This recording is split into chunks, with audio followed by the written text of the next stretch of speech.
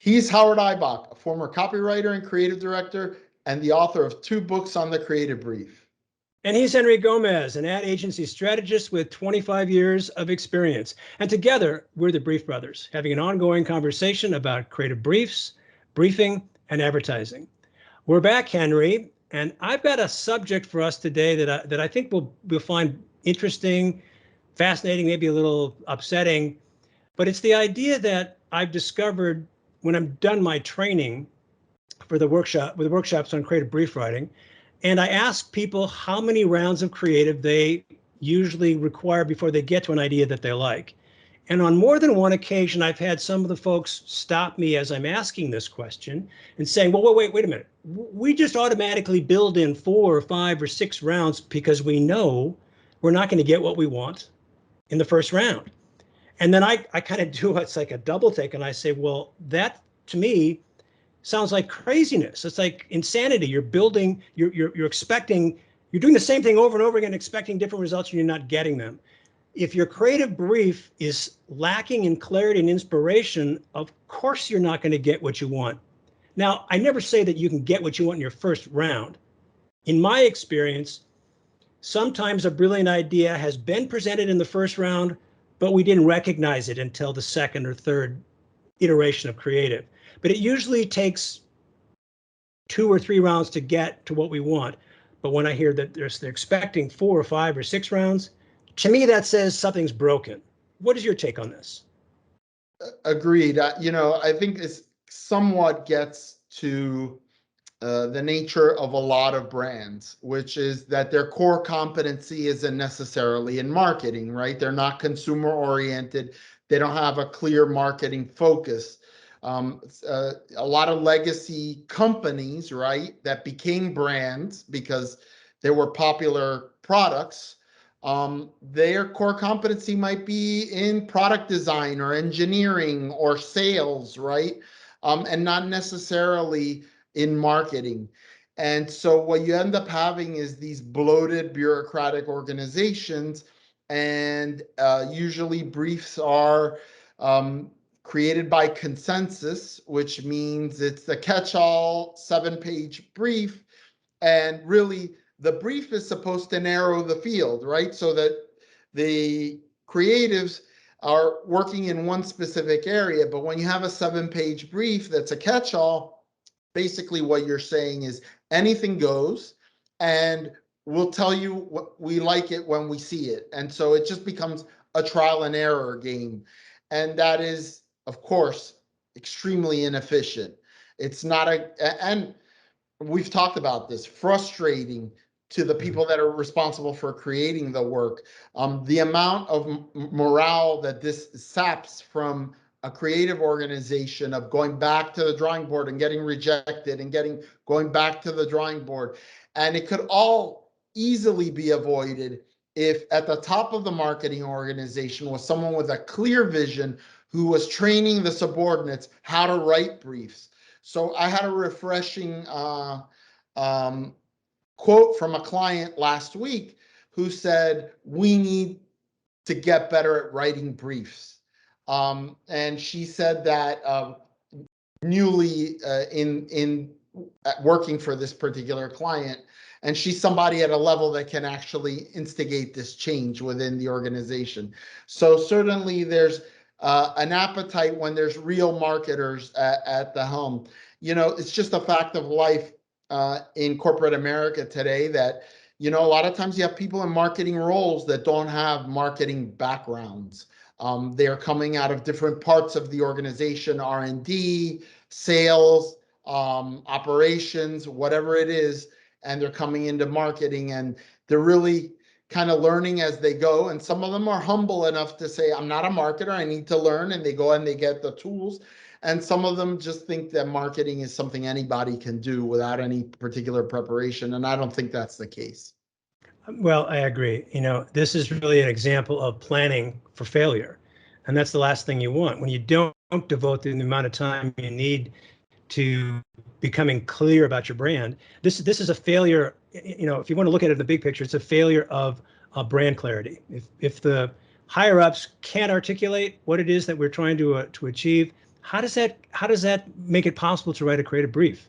It's just an impossible situation. And you know, I've talked about this idea before. How often I've come across mid and senior level marketers for major national brands who can't answer the question, "What's your brand promise?" And if you can't answer the question, "What's your brand promise?" How do you write a brief? And if you can't write that clear brief, why are you surprised, or it's not surprising that you automatically build in 4, 5, 6 rounds or more before you get what you want? You talked about the effect on morale. What about the effect on the bottom line? How much time and money are you wasting because you've built in this crazy system because your system is broken and you don't recognize it? I sus I suspect that although it happens certainly with agency client relationships, I suspect it might happen more within when their creative resources are in-house because of the politics of being in the same organization, one reporting to the other. You know, as a strategist, and you know, I'm fortunate enough that I carry a high enough title that I can kind of push back on clients when we're not getting the clarity. And because it ultimately falls to me because I'm the one in between the creatives that don't have clear direction and a client that's not giving clear direction. So and I'm also, as you can tell, very outspoken. I can push back, but I'm afraid that not every situation is like that, where you have the leeway to push back when the brief isn't clear. So you just kind of say, okay, this is what we were given. It's garbage, but we're going to try to ideate from it, and let's hope for the best. Let's knock on wood. Yeah, I think another part of the problem, or maybe the solution, is to get creatives involved in the whole brief writing process. I mean, you spoke many times about how you would take your drafts of a brief to a creative director at the very least and get a sense of the reaction. Is this in the right direction? And you look for their feedback on this. If creatives aren't involved in that whole process, I think that is one of the reasons why there are so many rounds of reviews, because creatives are they're stabbing at the dark because they don't have the direction they need. You don't want them at the end of a briefing staring at you like cows at a passing train, right? Right, Like, right.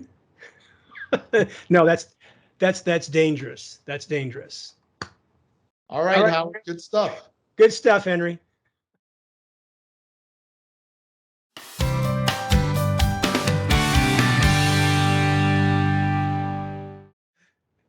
Okay, Howard, so we're back with another creative review, and this is a 90-second film starring the actor Liev Schreiber, and this is from Droga 5 for Mattress Firm. Let's take a look.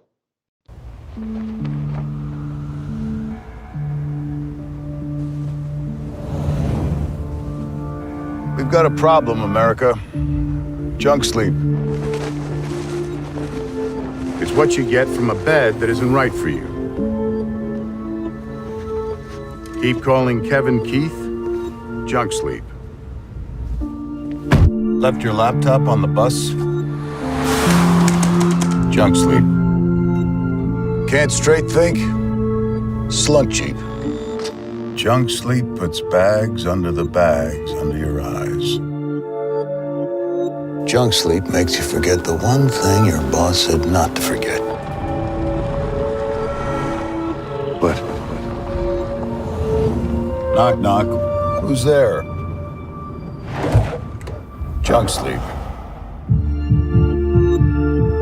What you need is real sleep. The kind of sleep you get from a bed that matches you. Not him, not her, not whoever's in that. Whoa. So maybe it's time to ask yourself, did you get out of the wrong side of bed this morning? Or the wrong bed altogether?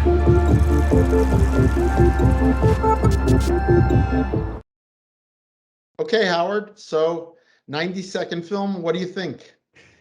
Well, I read a little of the copy on the Ad Age page about this, and it just, to me, I'm going to have to wear both my creative brief writing expert hat as well as my social critic hat. Because one of the creative directors at Drogify was quoted as saying, we all know we don't get enough sleep. The average amount we're supposed to get is 7 hours. And especially those of us in the advertising world, we're drinking 15 cups of coffee a day, have tremendous pressure, crazy deadlines, and then we expect you to get some sleep. And my response to that is, it's not your bed, man. It's your lifestyle. Now, I give credit to this spot because it does something that I think, the question is whether it's going to work. They have to explain what the problem is, and then they offer the solution all in 90 seconds. And the problem is called junk sleep. And then they explain all the different situations where junk sleep has been created. And then it says the solution to your problem is a better bed. Well, you know what? I'm in the midst of a move. Previous viewers know that I moved from Los Angeles to Austin, and I'm still waiting for my stuff. So I'm in an empty apartment and I'm sleeping on an air mattress. And you know what? I'm getting 7 hours of sleep, no problem. Has nothing to do with my bed. It's my lifestyle, ladies and gentlemen. So I give credit to Drogify for spending bazillions of dollars to bring in Mr. Shriver. And I give him credit for all his great production values, but I'm not buying the premise. It makes no sense. What do you think, Henry? Not surprisingly, I have a different take than you. So first of all, the good, and then I'm going to say where I think it falls down a little bit. I think the idea of coining junk sleep is brilliant. First, a little background. Our population in the United States is aging, okay? We have this baby boom generation that started retiring back in like 2010. That's me. And unfortunately, a lot of people don't have the benefit of a beautiful 4-poster bed, that looks super comfortable. Air mattress, come on. I think I went into a rabbit hole a few months ago about sleep, and there's been a lot of science around the importance of sleep and how people are getting not enough sleep, and the sleep that they're getting isn't of quality. So I do believe there is some scientific basis for what they're saying. And as someone who has a shoulder injury, who, my wife has sciatica, had it, you start getting older and you start having these aches and pains, and you start wondering, is part of the issue? And it's certainly not the whole thing, as you suggest, your lifestyle, what you eat, what you drink, what kind of activities you do, particularly right before going to sleep. Do you allow yourself a window to sleep 8 hours? But the message is clear from the scientific community. Sleep has been highly underrated as a disease fighting and total wellness tool. So I think they're in the right place. Where I think this falls down is that it doesn't really tell me why Mattress Firm is the place. Like, you got me sold. Like, I suffer from junk sleep. I need a better mattress. But you didn't tell me that you have 20 of the top leading brands with all the different technologies and all the different things.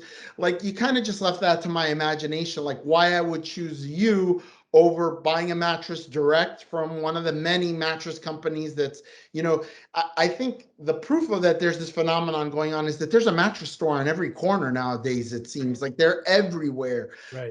And then you get bombarded with these ads on your Facebook timeline for, Purple and Select Comfort and this one and the other. So I think it's a fertile ground.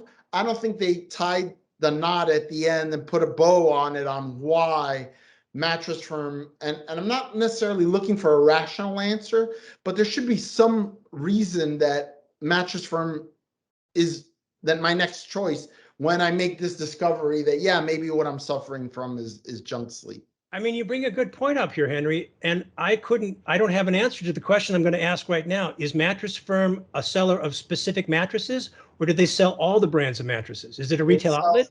They sell a range of different brands at Mattress Yeah. Firm. See, that did not come through at all. That was clear as mud. Yeah. you know, this is a big company, a retailer. They basically deal in different brands of mattresses, and Mhm. you didn't get that from the work. So I think it falls down within the 90 seconds that they allocated to this thing. Yeah. And They the huge budget.